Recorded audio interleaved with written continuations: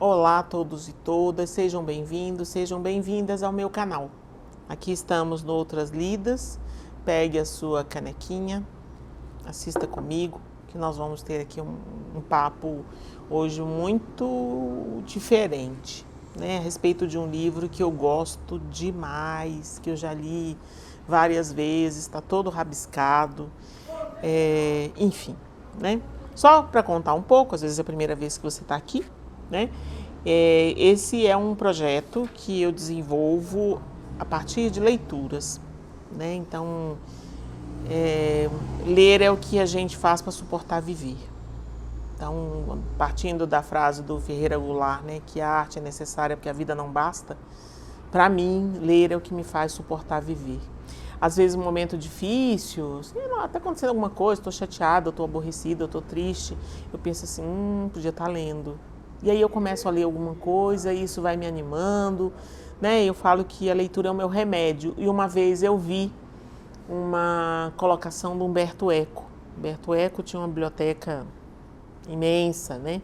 E perguntaram uma vez para ele se ele leu todos os livros. Ele disse que não, que ele não leu todos os livros, mas que é preciso ter uma como é que ele fala? O livro ele traz uma biblioterapia. Então você se alimenta do livro, você se cura no livro, você se encontra no livro. Eu concordo com isso totalmente. Os livros sempre foram pontos e contrapontos na minha vida, né? Eu tenho saudade de personagens de livro, eu tenho lembranças e construções de lugares dos livros que eu leio. Muitas vezes volto para ler livros, para reencontrar personagens. É isso, ler é o que se faz para suportar viver. Muito bem. Em cima disso, né, tem um projeto aqui no canal do Lidas, daquilo que eu já escrevi, organizei com outros colegas, e tenho Outras Lidas, onde eu trago as minhas leituras de literatura, coisas técnicas, coisas outras, daquilo que eu vou lendo e que eu vou acompanhando. Agora eu já tenho uma pilha significativa de indicações de vocês, então não parem de mandar sugestões e, por favor, façam críticas, né? Ninguém é perfeito. Que bom que a gente não é perfeito, porque a gente pode aprender, a gente pode fazer outras coisas e, como diz o ditado, só não erra quem não faz. Eu prefiro errar, porque eu fiz alguma coisa. O projeto tem o ponto, que é o livro principal, o contraponto, que são articulações que eu faço junto com a Biblioteca Celso Fernandes Patelli, e tem apontamentos, né, que são outras indicações interessantes, né? Eu acho que eu esqueci um livro num cantinho aqui.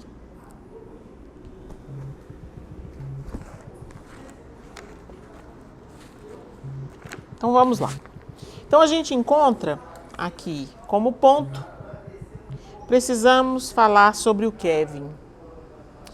É um livro de 2007, de Lionel Shriver.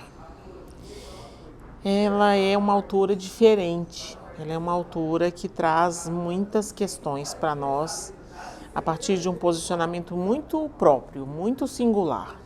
Nascida Margaret Ann Shriver, ela nasceu em 18 de maio de 1957, na Carolina do Norte, está com 68 anos. Ela mudou de nome aos 15 anos, porque ela achou que Lionel era melhor, por ser mais apropriado a ela, que se via com algumas características masculinas.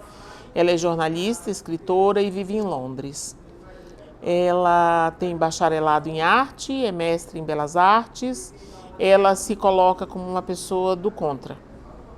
Ela aborda precisamente os assuntos que todos anseiam evitar. E, segundo ela mesma, a ficção muda mentalidades. Eu acredito muito nisso, né? Quer dizer, a leitura da ficção faz muito barulho, né, dentro da gente. A gente inevitavelmente se identifica com os personagens, a gente briga, se afeta, se alia, enfim, né? Essa obra, precisamos falar sobre o Kevin, foi recusada cerca de 30 vezes. As pessoas diziam que era uma obra sombria demais para vender. Já vendeu milhões de exemplares. Ganhou o prêmio Orange da Grã-Bretanha em 2005, que é dado apenas para escritoras. Essa questão dela ser do contra faz algumas considerações, vi algumas entrevistas dela bem interessantes, né? Ela é uma democrata pró-Brexit, né? E chegou uma vez a discutir intensamente, né, com uma pessoa na rua por causa dessa posição pró-Brexit. Ela mora em Londres, né? Ela é anti-woke, né? Anti essa discussão de tomar consciência, ela pensa isso de uma outra maneira. Ela é cética com relação ao Me Too, aí eu não consegui encontrar porquê, né? Então não vou me aventurar a dizer nada sobre isso. Ela costuma fazer uma refeição ao dia por volta da meia-noite e dorme por volta das 5 da manhã. Ela morou em Nairobi, em Belfast, na Irlanda do Norte, e mora atualmente em Londres. Bom, a história do livro não faz mistério. Na hora que você abre o livro, na primeira folha, na primeira orelha, né, já tem. Para falar de Kevin Khatchadorian, 16 anos, o autor de uma chacina que liquidou 7 colegas, uma professora e um servente no ginásio de um bom colégio dos subúrbios de Nova York. Lionel Shriver não apresenta mais uma história de crime, castigo e pesadelos americanos. Arquitetou um romance epistolar em que Eva, a mãe do assassino, escreve cartas ao marido ausente.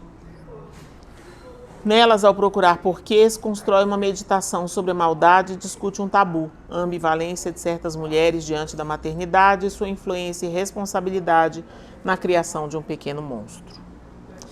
E aí o livro, então, tem essas cartas para o Franklin, né? 1 ano e 8 meses depois, o marido, né? Então, além dessas 7 pessoas, né? Os colegas, a professora, o servente que morreu de gaiato, o Kevin matou também a irmã e o pai, né?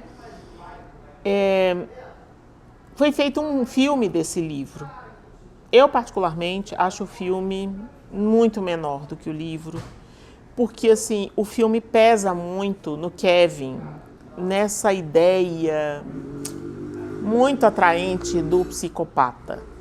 Tem uma discussão do Foucault, na virada do século XIX, ele começa a apresentar que, assim, emerge uma categoria na psicopatologia, nas discussões sociológicas e antropológicas, que é o monstro.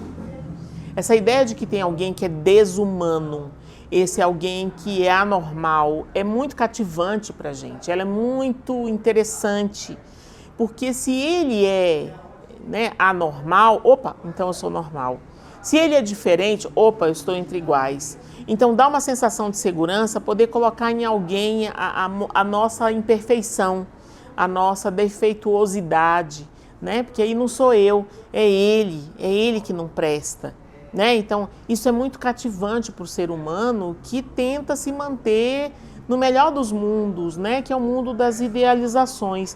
Então, assim, o filme não faz jus à discussão do livro, que é uma construção em cima de muitas questões delicadas e doloridas. Qual é o lugar de ser pai e ser mãe? É ter um filho? Qual é o lugar de ser mãe diante do seu filho? É falar, é cuidar, é comprar, é ignorar, é ser permissivo, é ter autoridade, é ser autoritário. Qual o melhor lugar para eu poder ocupar diante de uma criança? O que eu faço com a mídia? Quem são os pais das crianças hoje? E para mim, né, uma discussão muito importante sobre os garotos Columbine. Daqui a pouco eu falo um pouco de Columbine, eu fiz um texto há um tempo atrás, que eu vou ler para vocês, que ele é bem interessante, porque ele articula várias coisas aqui, mas eu vou deixar para os apontamentos. Então, só brevemente, os garotos Columbine foram os 2 jovens, no último ano do que seria o nosso ensino médio, matam várias pessoas, né? Ferem várias pessoas e matam outras tantas, né? E isso na cidade de Columbine. Então, o questionamento que ela vai fazer é quem são os pais desses meninos, né? Como que isso acontece, né? Então, no final de uma das cartas, das primeiras cartas, na página 20, ela diz: Nós estamos criando nosso filho para saber o que é certo e o que é errado. Talvez pareça injusto, mas a gente no fim tem que se perguntar sobre os pais. Né? Então esse é o questionamento que ela vai fazer aqui. Né? Que pais são esses? O que a gente quer com isso? Faça um salto para a página 60, onde ela diz assim, né? Terra natal foi justamente o que Kevin me tirou. Ela fazendo a carta, a Eva, né, para o Franklin. Meus vizinhos agora me olham com a mesma suspeita que reservam aos imigrantes ilegais. Eles buscam as palavras certas e falam comigo com uma deliberação exagerada, como se eu fosse uma mulher para quem o inglês é uma segunda língua.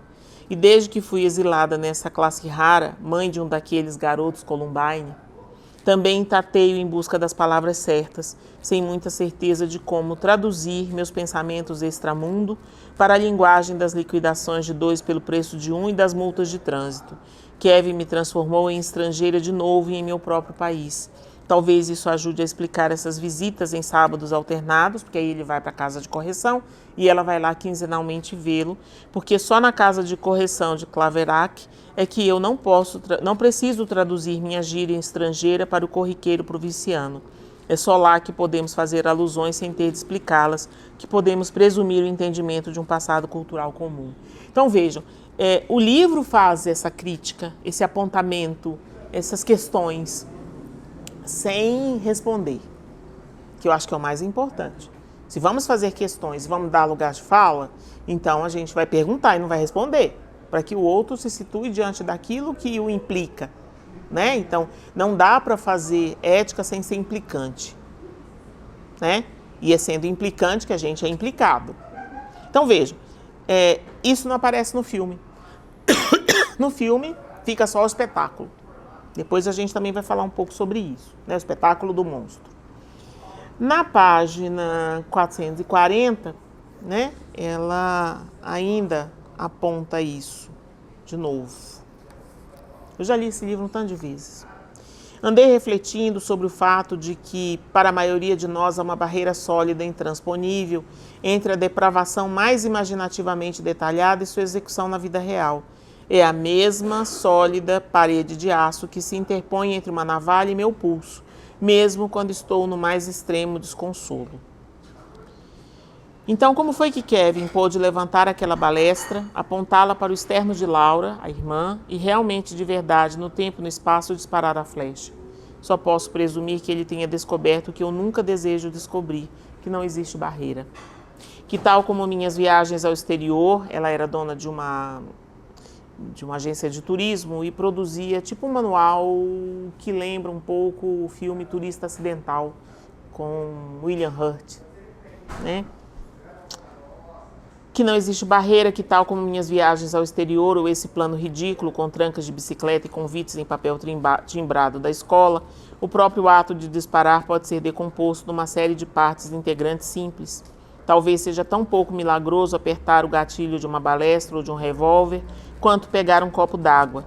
Temo que passar para o impensável se revele tão pouco atlético quanto cruzar a soleira de um cômodo comum. E o truque é esse, se você quiser, o segredo. Como sempre, o segredo é que não existe segredo algum. Ele deve ter quase sentido vontade de rir, embora não seja esse o seu estilo. Aqueles garotos de Columbine realmente riram. Então, assim, é preciso entender onde esse livro se situa. Também livros são textos de contextos, para poder se alimentar daquilo que ele traz. Confesso que quando eu li, eu fiquei muito incomodada pensando nos meus filhos. Primeira coisa que o livro questiona, e olha que a Lionel Shriver não é mãe, questiona que lugar é esse da maternidade? O que é isso que você está produzindo? Na ilusão de estar reproduzindo. Quem é o seu filho? Seu filho é uma pessoa. O seu filho não é um pedaço de você. A gente usa essas expressões, parte de mim, né, pedaço de mim, mas ele é uma pessoa inteira. E é outra pessoa, com outras formas de pensar, de sentir, de se relacionar, para que ele realmente possa ser pessoa. Impedir esse processo de ser outra pessoa pode ter custos inimagináveis, né? Então, assim, há algo desse livro que nos chama desagradavelmente, angustiadamente, para pensar que lugar é esse. E eu pensava, né, quando eu estava lendo esse livro, nossa, eu não tenho filhos assim, mas a barreira é muito tênue. Porque aqui ela está dizendo, não existe barreira. Então a ideia lá que o Foucault aponta da criação do monstro para poder nos deixar aliviados, na verdade, é porque não tem barreira. Nós somos também aquilo que, vou inventar aqui, abjetamos, né? Então, assim, a violência, a agressividade são do humano, não são desumanas. O que faz um humano fazer isso e qual a dimensão disso em mim enquanto humano? É um livro desafiante, assim, desafiante. Acho que eu já li várias vezes na tentativa de encontrar as minhas respostas, né, para isso. Enfim, que não vem ao caso.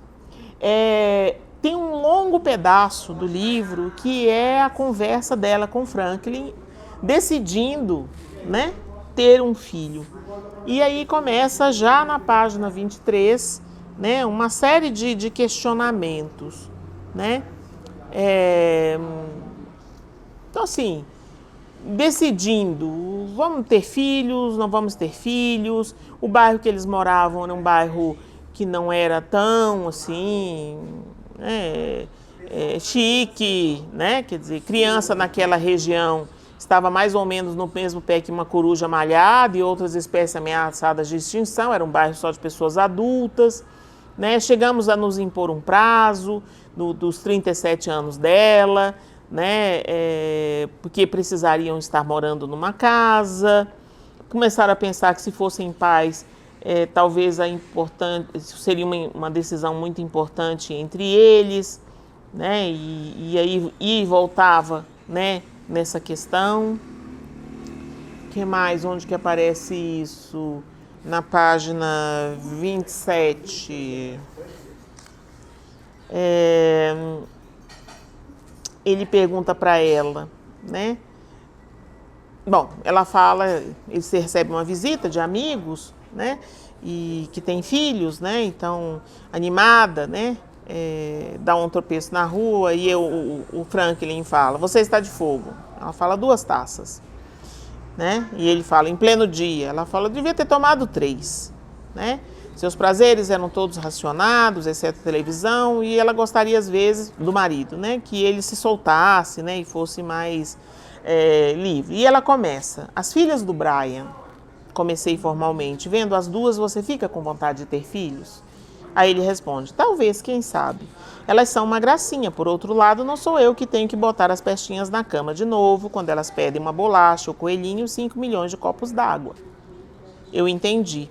Essas nossas conversas eram meio galhofeiras e sua frase inicial tinha sido evasiva. Quando o assunto era procriar, um de nós sempre acabava entalado no papel de desmancha prazeres, e em nossa última contenda eu havia jogado água fria na fervura da procriação. Mas criança significa barulho, sujeira, restrições e ingratidão. Dessa vez resolvi optar pelo papel mais ousado, disse ela. Ao menos se eu ficar grávida, algo vai acontecer. Ele responde, claro que vai, você vai ter um bebê. Ela retruca, eu gosto da ideia de virar a página, só isso. Né? E aí eles mudam de assunto, o assunto passa mais uma vez. Surge de novo, né? Talvez uma criança, para a gente ser feliz, ou para deixar de ser vamos ser um pouco menos infelizes, seria um alívio achar algo significativo no qual gastar dinheiro. Uma criança? Será que é para isso? Né? O que mais que vai aparecendo? Viajar para uma vida diferente. Quem sabe, já que ela fazia muitas viagens.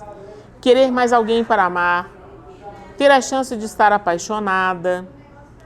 Um filho pode ser esperança. Né? Eles vão conversando sobre isso de muitas maneiras, né? E aí ela vai fazer uma colocação, talvez a gente devesse ter um filho só para ter algo mais sobre o que falar. O título do livro, então, diz exatamente disso. Precisamos falar sobre o Kevin. É aqui que está engatado, né, essa questão do título. Então, mas falar do que sobre o Kevin? O Kevin talvez tenha criado um mote para poder falar dele? Será que é isso? Também não tem resposta ainda para vocês. Continuamos. Né? Ela faz uma lista sobre as desvantagens de ter filho. Primeiro, pentelhação. Segundo, o casal vai ter menos tempo. Terceiro, os outros. Reunião de pais e mestres, professor de balé, os amigos insuportáveis das crianças e os seus pais insuportáveis. Quarto, virar uma vaca gorda. Ela sempre foi esbelta e aí ia engordar. Quinto, altruísmo artificial. Ser forçada a tomar decisões segundo o que é melhor para uma outra pessoa. E ela se sentia péssima nisso. Sexto, redução nas viagens, né? Sétimo, tédio enlouquecedor, porque ela achava a criança pequena uma chatice inominável. Oitavo, uma vida social imprestável. Nono, rebaixamento social. Ela era uma empresária respeitada. Aí você aparece com uma criança, já virou outra coisa, segundo ela, né? Décimo, arcar com as consequências, porque procriar é saldar uma dívida. Mas quem quer saldar uma dívida da qual se pode escapar? Então, veja, ela vai discutindo isso e isso vai tocando, pelo menos para mim, à medida que eu fui lendo, um lugar de assim, nossa, eu nem pensei nisso, né? Como assim ter um filho que é um negócio tão grande, né? Tantas questões, né? Não acaba, né? Não é um trabalho que se finaliza. Tem um lugar de mãe, de pai, né? Dessa origem que permanece e que tem influência e que tem peso. Né? Então, assim, se existe uma frase que cabe muito bem para isso, é o nada há sem consequências. Né? Então, quando a gente pensa em filhos, está nesse lugar, né? Muitas das questões. Né?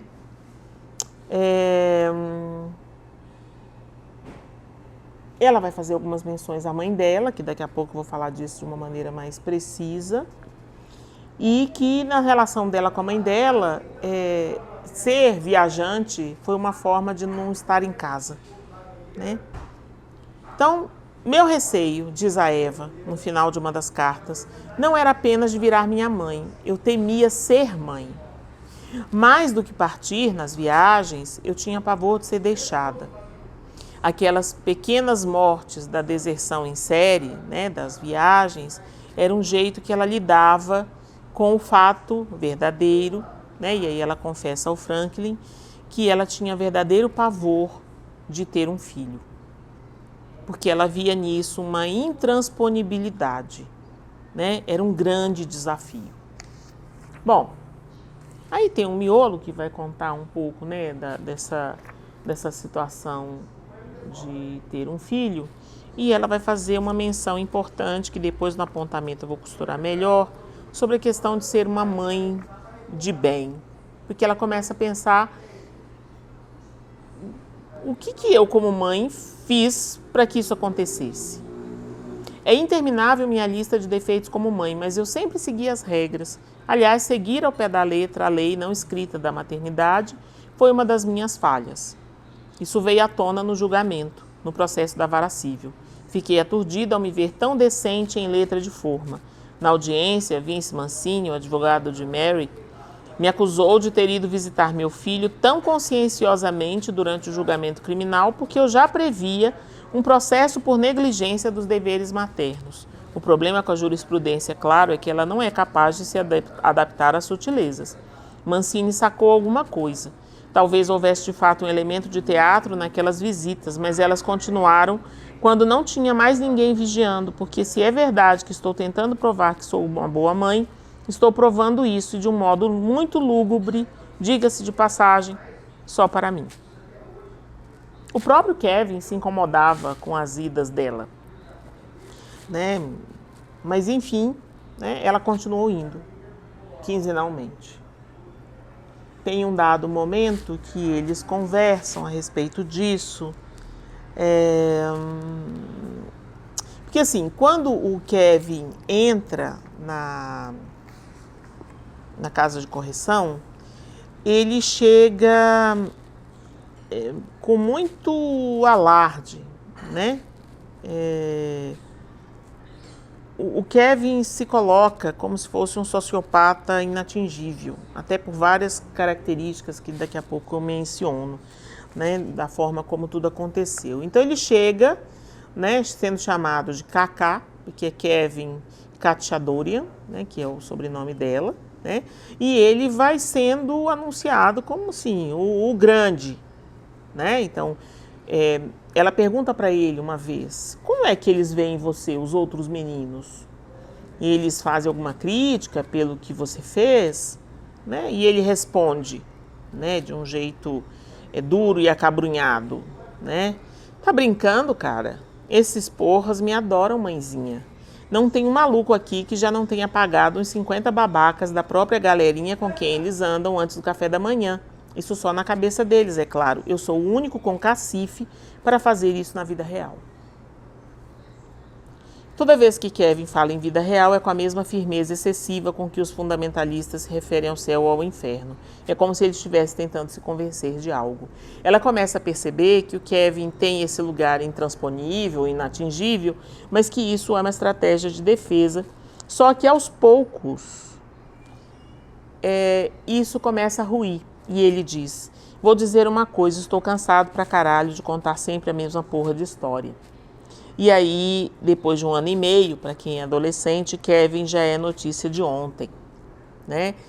Então, o público pode ficar olhando essa história o tempo todo, mas segue em frente. O Kevin não. O Kevin continuou encalacrado, né, nessa mesma velha história, e ele começa a perceber, né? E ele começa a ouvir outras histórias da chegada de outros meninos, e ela começa a entender que é como se esse horror todo fosse um espetáculo, né? E aí ele fala que ele faria tudo de novo, né? Bom, num dado momento, né, terminada a visita, ele fala para ela, você pode enganar os vizinhos, os guardas, Jesus e a sua mãe Gagá com essas visitas de mãe boazinha, mas a mim você não engana. Continue com isso se quer uma estrela dourada, mas não precisa arrastar a bunda até aqui por minha causa. Depois acrescentou, porque eu odeio de você. E aí ela retruca ele, né? Em geral, eu também odeio você, Kevin. E vai embora. É a primeira vez que aparece claramente uma manifestação de sentimento entre eles. E eu achei isso também bastante interessante no livro.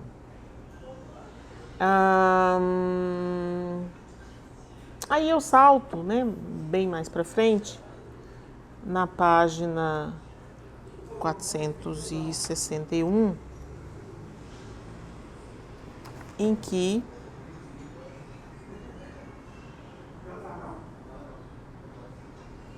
eles também no momento de despedida, né, quando lhe dei um abraço de despedida da visita, ele se agarrou a mim feito uma criança, como nunca havia feito na infância propriamente dita.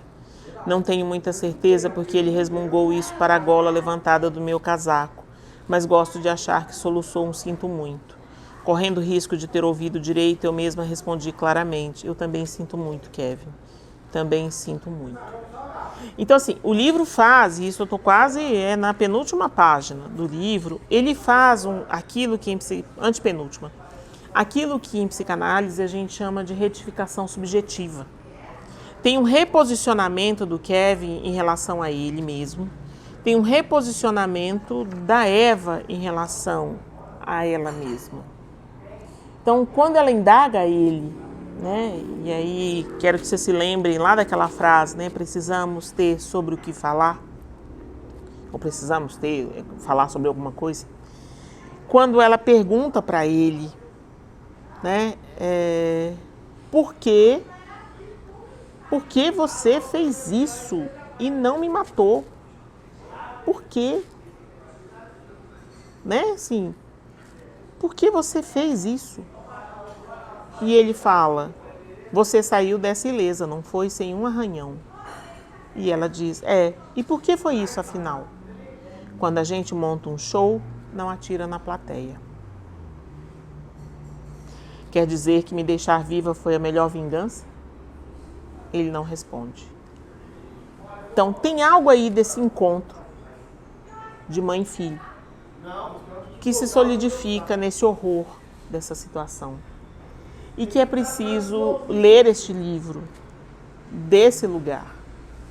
Isso é muito importante, né? E só para deixar mais um detalhe, quer dizer, tudo isso acontece de uma maneira, segundo os peritos, planejada pelo Kevin, né? Segundo ela na página 454, né? A aventura de Kevin foi de uma gritante premeditação, né? Ele montou a quinta-feira 3 dias antes de atingir a plena maioridade legal.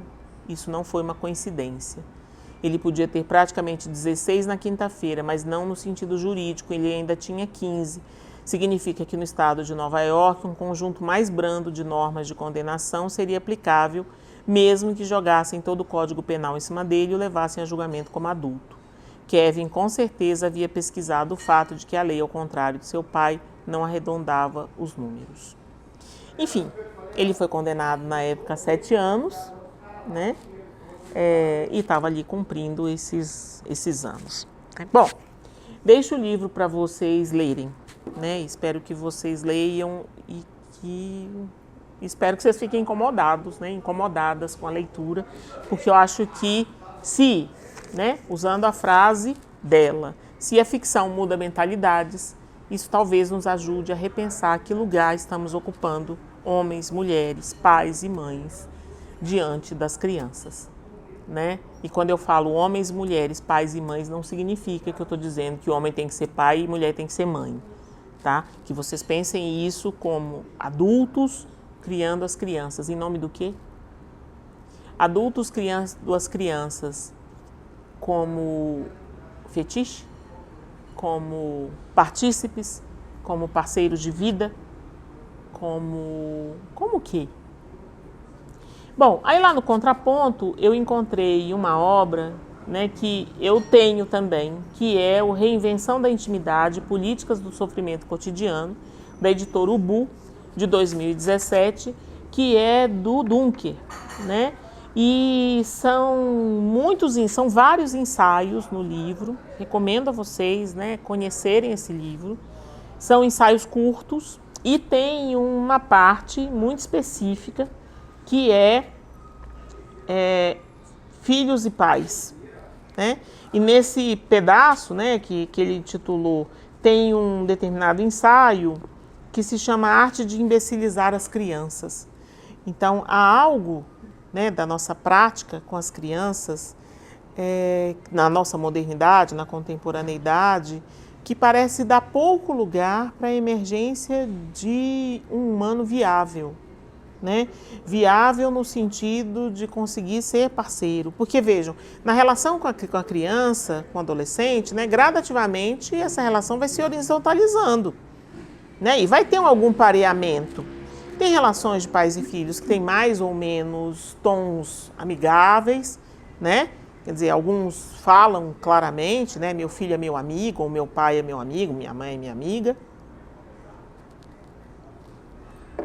Não está em pauta discutir se é legítimo ou não, mas assim, tem relações que são mais amigáveis e outras menos.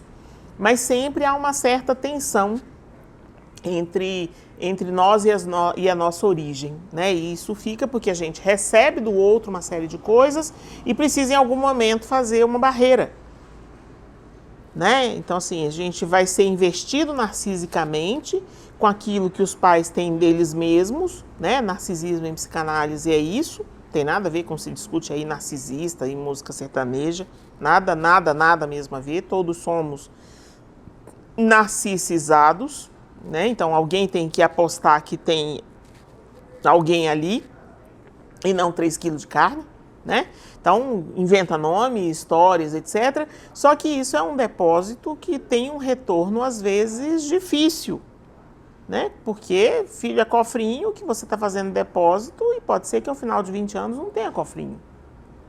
Ele não é você, ele é outra pessoa. E é preciso lidar com isso de uma maneira cuidadosa, precisa, delicada, com muita palavra, e que durante muito tempo, cerca de 20 anos, é um exercício de autoridade que é um lugar muito angustiante. Né? Então, assim, ser autoridade, que começa com a palavra autor, ter autoria diante daquilo que você faz para uma criança, coloca a gente muitas vezes numa situação difícil de qual é o melhor caminho, qual é a melhor forma, né? O que eu faço agora? E se eu estiver errado? Uma coisa é eu errar na minha vida, outra coisa é eu errar na vida do meu filho, que eu amo tanto, e desandar. O que eu faço? Então, assim, às vezes, para não lidar com essa angústia, eu vejo adultos escorregando para o autoritarismo, que também tem a palavra autor, mas que não deixa nenhuma brecha, né, para que essa criança ou esse adolescente, principalmente, participe do processo. Né? Ou a permissividade, que é deixa fazer tudo. Ah, não, deixa. E que também nem um ponto da permissividade, nem o ponto do autoritarismo resolvem o problema da angústia. A angústia permanece, né? Continua doendo, continua sendo difícil, continua sem resposta, continua sem solução e pedindo algum tipo de ação. E que é aqui agora, não é daqui a pouco, vamos embora, vamos agir, vamos acontecer, né? E à medida que vai crescendo, você vai implicando a criança nisso, e ela vai sendo implicada, e claro que isso tudo tem uma dimensão de implicância, que é a tal da responsabilidade. Então, recomendo os ensaios do texto do Duncker, porque vai trazer para vocês também mais perguntas. Sinto muito, né? Mas hoje o Outras Lidas tem muitas angústias. Nos apontamentos, eu vou ler para vocês um texto que eu escrevi em 2022, que eu acho que ele faz uma amarração legal, né, de tudo que a gente está conversando aqui. Então, não sei se vocês sabem, mas conto aqui, eu coordeno aqui em Poços de Caldas uma escola de psicanálise que se chama NEP, Núcleo de Estudos em Psicanálise e Educação. Todo fim de ano a gente tem um colóquio, que é o colóquio do NEP, que é a última aula do ano, onde os alunos fazem apresentações de seus trabalhos, e eu faço também apresentações das minhas leituras, enfim, de temas, enfim. Em 22, uma outra aluna, a Luciana, ela estava muito interessada no livro do Kevin, e ela fez apontamentos sobre ele, e eu também fiz os meus.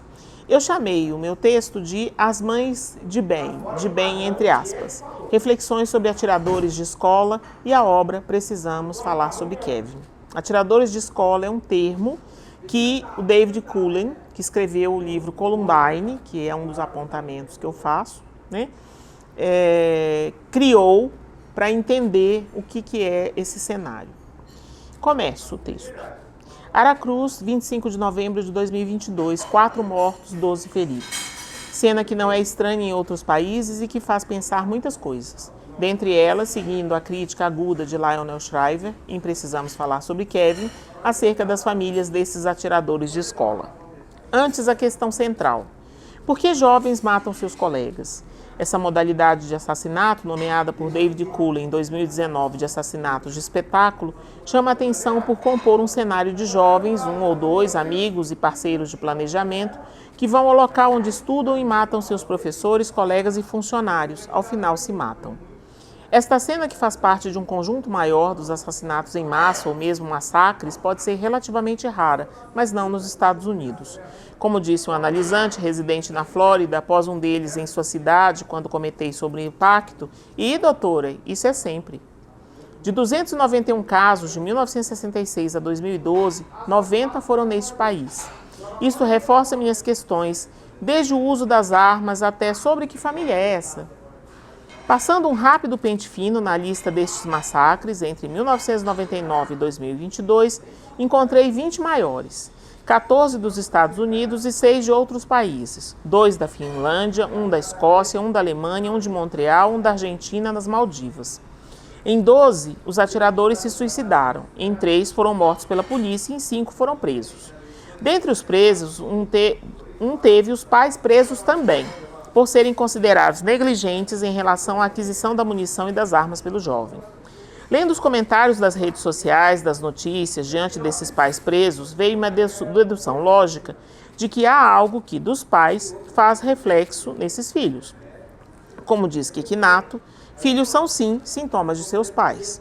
Ou melhor, podem ser capturados pelas demandas familiares, tal fato já elencado por Lacan em 1969, no texto Nota sobre a Criança. Na leitura de Precisamos Falar sobre Kevin, encontramos uma situação em que Kevin mata 11 pessoas. Seus colegas, o pai e a irmã, além do cara da cantina que entrou de gaiato. A mãe fica viva, segundo ele, porque quando a gente monta um show, não atira na plateia. Eva se debruça sobre a tarefa dolorosa de visitar o filho quinzenalmente na casa de correção.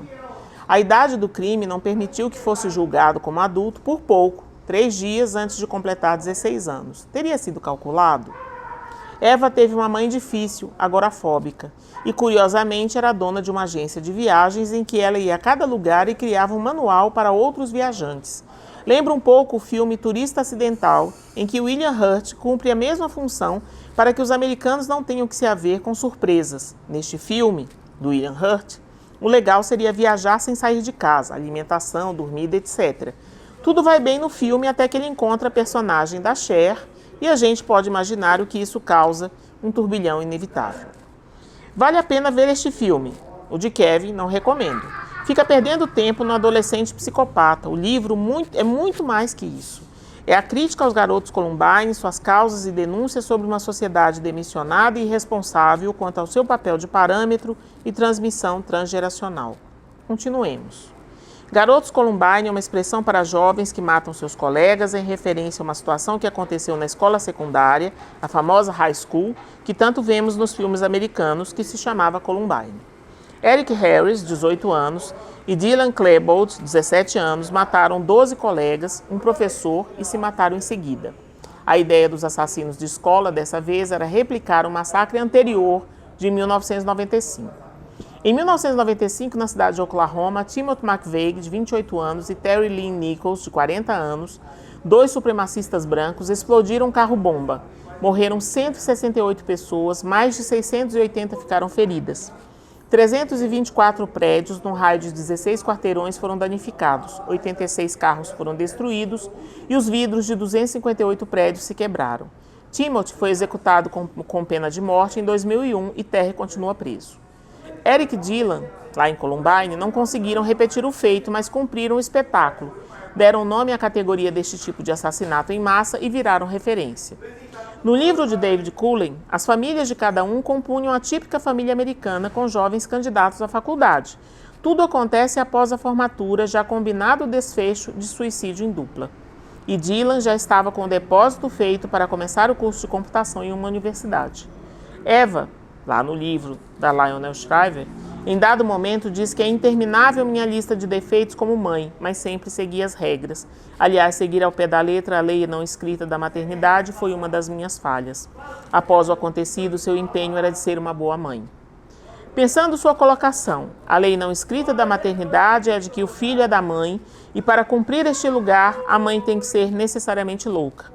Nesta loucura em que as mães são sempre demais, é que o lugar do pai é convocado para tirar as sobras. Destas, a mais importante é o filho, que costuma transbordar dos excessos narcísico-gozosos da mãe comum. Ora, Eva não compareceu para cumprir as 2 etapas do pertencimento que cumprem a sua função materna, servir-se do bebê e servir ao bebê. Na sequência, como sua majestade o bebê, é que se abre o espaço para se entrever o adulto que será, e isso convoca o pai como nome e ordenador, que coloca a ordem e organiza. Eva esteve ausente o tempo todo, mas a mãe é a primeira plateia do filho. Era preciso que um excesso aparecesse, ainda que do lado errado, veio de Kevin. O excesso cumprido por ele, teatral e calculadamente, foi a chance de ele vir a ser, como se dissesse, é entre nós, mãe e filho. Para os garotos Columbine, penso que o excesso desses jovens indica a falta, no sentido da privação e não da falta constitutiva, que a sociedade cumpre no entupimento de gadgets e objetos, ausentando-se da função. Jovens e crianças parecem estar sem esteio da tradição, da família e das ancoragens da transmissão que vem a responsabilizá-los como quem virá a cumprir o mesmo papel para cada novo humano. A mídia, os gadgets, as telas chegam como partícipes e mediadores, mas não o são porque sua única intenção é cumprir o papel neoliberal de vender o produto a ser consumido em consumição. toda hora, todo dia, qualquer lugar, sempre à disposição. Aí sim, a mídia impede que a falta que constitui a existência desde a linguagem, pois a palavra é a denúncia da ausência do que se chama, se apresente. Sim, a falta é uma presença. Se antes houve mesmo presença, a ausência é esperada, ou seja, a mãe é presença primeiro, serve-se do bebê, coloca-o sob seu gozo, sob a égide de suas repetições. É importante que uma criança seja recebida com o voto de ser criado como seus adultos gostariam de ter sido criados, equívoco necessário para que a criança seja recebida em uma história, seja ela qual for, com papel determinado. Depois de ter sido assim recebido, é hora de revirar o jogo e colocar a criança no centro, servir ao bebê. Como tal, é por ele, para ele, não mais para si, que os adultos fazem ou não fazem, embora ainda seja sob a luz de Narciso. E os adultos falham, faltam, equivocam-se, falam, o maior palco dos equívocos. Para que as crianças não se percam nesse mergulho ainda narcísico, cumpre que outra função se apresente para dar conta desse exagero. É preciso privar o filho, lançando-o ao mundo a construção da outra porção que o faz humano, o coletivo. A sociedade é para onde as crianças precisam ir para não se afogarem nos narcisismos. E na sociedade é a escola que faz esse papel de transformar Dismedis the Baby em gente comum, em ninguém na fila do pão. Na contemporaneidade, esse percurso educativo e ensinativo está distorcido por ditames midiáticos que se servem dos anseios narcísicos dos pais em darem certo e fazem propostas sedutoras. Seu filho vai ser feliz se tiver tudo, seu filho será um ser humano melhor que os outros, seu filho vai virar gente sem sua intervenção defeituosa. Leia-se educar e ensinar. Ora, crianças não aprendem sozinhas e adolescentes não avançam sem a cobrança da conquista das responsabilidades. Há que se ter adultos cuidadores por muito tempo. Se a família não cumpre este lugar, a sociedade é convocada. A escola começou a cumprir, então, parte da função desses adultos primários, mas com o peso do neoliberalismo, nada mais narcísico, no caso, o narcisismo do mercado. Os garotos Columbine matam na escola para denunciar nossos adultos demissionados? Alguns matam ou atacam familiares antes. Kevin leva o olho de vidro da irmã, troféu que pega da cena, para afrontar a mãe. Quando mostra o objeto à mãe, esta é uma ameaça. Nunca mais me mostre isso. Se mostrar, nunca mais volto aqui. Jamais, está me ouvindo? Ao invés de aproveitar a dica e se livrar da mãe, Kevin se retifica à medida das visitas de Eva, sua agora mãe. Diante do apontamento de Eva, constrói um pequeno esquife e pede que o enterre. Pensemos brevemente o estrago que nossa crise pandêmica ou socioeconômico-sanitário que passamos de 2020 a 2023 causou às nossas crianças sem escola. Ficaram patinando no lago narcísico dos pais, distorcido pelas propostas midiáticas, alterações graves de socialização, de organização interna e de visão de mundo. Termino com um pedaço do texto do livro, dizendo a Eva: é só isso que eu sei, que no dia 11 de abril de 1983 nasceu-me um filho, e não senti nada. Mas uma vez, a verdade é sempre maior do que compreendemos. Quando aquele bebê se contorceu em meu seio, do qual se afastou com tamanho desagrado, eu retribuí a rejeição. Talvez ele fosse 15 vezes menor do que eu. Naquele momento, isso me pareceu justo. Desde então, lutamos um com o outro com uma ferocidade tão implacável que chego quase a admirá-la. Mas deve ser possível granjear devoção quando se testa um antagonismo até o último limite, fazer as pessoas se aproximarem mais pelo próprio ato de empurrá-las para longe. Porque depois de quase 18 anos, faltando apenas 3 dias, posso finalmente anunciar que estou exausta demais e confusa demais e sozinha demais para continuar brigando, e nem que seja por desespero ou até por preguiça, eu amo meu filho. Ele tem mais 5 anos sombrios para cumprir numa penitenciária de adultos e não posso botar minha mão no fogo pelo que sairá de lá no final. Mas enquanto isso, tenho um segundo quarto em meu apartamento funcional. A colcha é lisa, há um exemplar de Robin Hood na estante e os lençóis estão limpos. Mais que nunca, nós adultos precisamos nos apresentar. É hora de presença. A ausência só depois. Bom, um outro apontamento que eu faço para esse texto é uma obra teórica, né? É o livro o autor do Crime Perverso, de Marie-Laure Suzine, de 2007.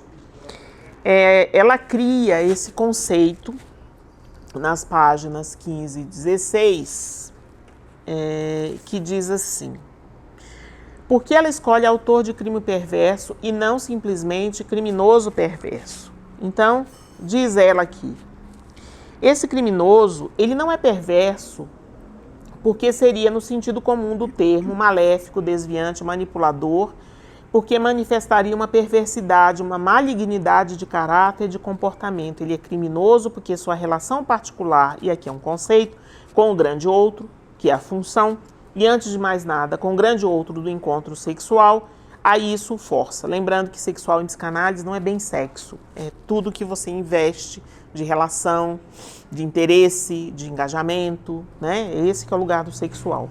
O ato do crime perverso é uma resposta particular à pulsão sexual. Quando eu falo, então, né, nesse pequeno texto, que nós precisamos ser presentes, nós adultos, é porque a nossa presença, ela precisa se apresentar com as nossas falhas e defeitos. É preciso, né, e já dizendo psicanaliticamente, que o grande outro seja castrado, barrado, limitado, que ele não seja perfeito. E muitas vezes a mídia arredonda esse lugar da função do grande outro. E isso tem efeitos muito ruins para o nosso crescimento como humanos, né? O humano é defeituoso e imperfeito, é no encontro com o outro que ele pode fazer possibilidades. Onde eu erro, né, e defeituo, vamos dizer assim, o outro qualifica e se habilita. E o contrário também é verdadeiro. Onde ele imperfecciona, onde ele falha, eu posso trazer a minha habilidade, a minha condição de possibilidade, né? Então, essa autora vai fazer uma discussão interessante sobre isso e vai dizer que esse ato criminoso perverso é uma ação violenta exercida sobre o outro, sobre um parceiro que raramente consente, e é igualmente o ato primeiro de um drama teatral ao qual o público, de maneira surpreendente, assiste e do qual participa. Esse criminoso é essencialmente organizador de um espetáculo. Então ela vai dizer, ela vai fazer várias análises durante o livro de vários grandes criminosos, como Landru, Messier Verdoux, Barba Azul, O Incendiário de Pigalle, é um livro francês, né? Então tem muitas menções a situações francesas, Jack o Estripador, Gilles de Rais, Esse Lugar do Monstro, vai falar do Marquês de Sade, quem mais aqui? Bom, e aí ela vai fazer um apontamento importante a respeito dessa montagem do crime perverso em 4 atos. O primeiro ato é o crime, que é esse momento em que abrem-se as cortinas e a cena é vista, que a gente assiste em filmes de serial killer pra caramba, inclusive o crime perverso, tal como ela coloca, ele é um aparato teórico para esse tipo de crime, né? Esse crime em série. Então, assim, há o crime, que é esse momento de apresentação da transgressão e do segredo. O segundo ato é a denúncia, quando alguém, né, olha para isso e vai ser a plateia para esse espetáculo assustador. O terceiro momento é o processo, que é a cena do julgamento, onde o criminoso pode se apresentar. E o quarto ato é a execução, né? Então, a obra é muito interessante no sentido de estudo teórico, não aplicável totalmente à discussão dos garotos Columbine, porque quando a gente assiste no sentido desse espetáculo, né? A dimensão dos garotos Columbine não é em série, mas não deixa de ser um espetáculo. Serve para pensar muito desse lugar do próprio Kevin, né? Dessa mãe que não se apresentou enquanto adulto, que banca os próprios defeitos e falhas para que ele possa crescer, né? E aqui fazendo uso de um verbo, né, do Paulo Freire, possa crescer e esperançar. A gente só pode esperançar na medida em que erramos, na medida em que falhamos. É muito importante que uma criança e um adolescente encontre com esses pais falhos para que ele possa ter compaixão e para que ele possa ter esperança de fazer um pouco além do que aqueles adultos fizeram por ele. É isso tudo, né? A gente não pede desculpas por isso, mas enfim, não estava previsto eu ficar emocionada com o processo aqui da gravação, mas fiquei. Faz parte da vida, né? Não acho que isso é falha, mas enfim, tá feito. Espero você na próxima, né? Aguarde que temos muito mais coisas para discutir e ler junto. Tchau, tchau.